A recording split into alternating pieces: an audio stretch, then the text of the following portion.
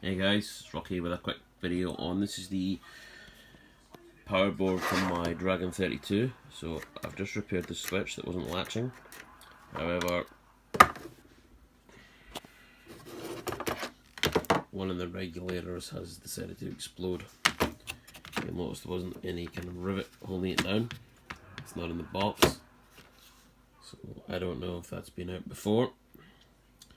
So I guess I'll have to replace that regulator, probably the one next to it. I'm not sure if I'm going to do that one. I might just do that and see what happens. The capacitors look okay, not appear to have leaked, but I don't know. Any advice would be great, guys. It's some scoring on the bottom there. These run the regulators. I'll need to give it. I'll probably give it some. Quite go lower, some PCB clean up that crapple flux.